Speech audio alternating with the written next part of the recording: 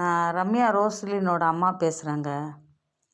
நாங்கள் கரிகேரில் அப்பார்ட்மெண்ட்டில் இருக்கிற வீட்டுக்கு பின்னால் பெத்தானிக் தெய்வீக மையம்னு ஒரு சர்ச்சு ஒன்று இருக்குதுங்க.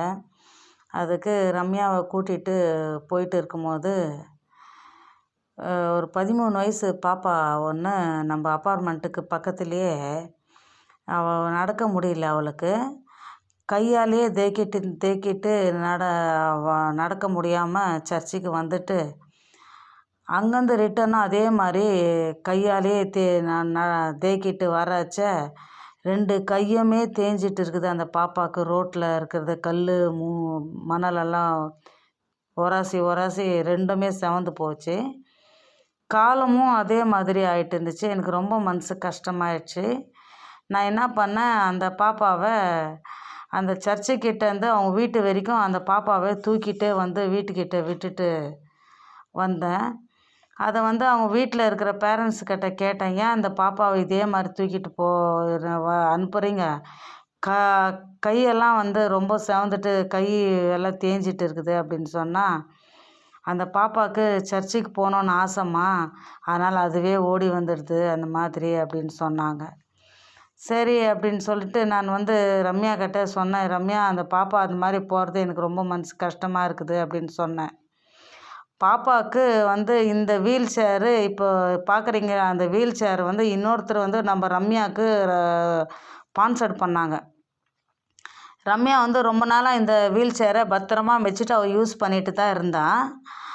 இப்போ அது இப்போ அவளுக்கு கம்ஃபர்டபுளாக இல்லை அந்த வீல் சேரு. ரம்யா கொஞ்சம் வளர்ந்து இருக்கிறதுனால கொஞ்சம் கம்ஃபர்டபுளாக இல்லை அது.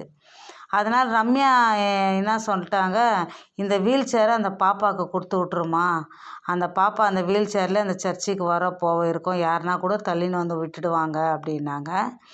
இன்றைக்கி நான் ஈவினிங்கு அந்த பாப்பாவை அவங்க பேரண்ட்ஸுங்களை வர வச்சு அந்த வீல் சேரை அவங்கக்கிட்ட கொடுத்துட்டு அந்த பாப்பாவையும் அதில் தூக்கி உக்கார வச்சிட்டோன்னா அந்த பாப்பாவுக்கு அளவில்லாத சந்தோஷம். ஆண்டி ரொம்ப நன்றி ஆண்டி அப்படின்னு அவங்க லாங்குவேஜில் சொல்லுது. அது எனக்கு புரியல.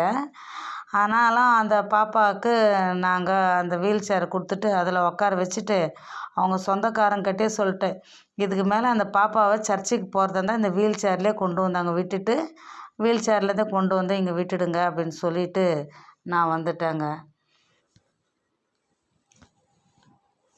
இப்போ ரம்யா ரோஸ்லினுக்கு வீல் சேர் கிடையாதுங்க. இப்போ அவள் நம்ம வீல் சேரை இப்போ வேறு மாதிரியாக கேட்டிருக்குறான்.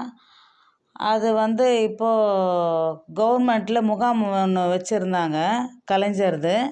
அதில் நாங்கள் எல்லாருமே சேர்ந்து அப்ளிகேஷன் தேவையாக இருக்கிறவங்க மனு கொடுத்துருந்தோம். அதில் 45 நாள்லேயே உங்களுக்கு அதுக்கான பதில் கிடைக்கும் அப்படின்ற மாதிரி சொல்லியிருந்தாங்க. 45 நாள் ஆகி 3 மாதமே ஆயிடுச்சுங்க. இது வரைக்கும் அந்த பதில் இல்லை.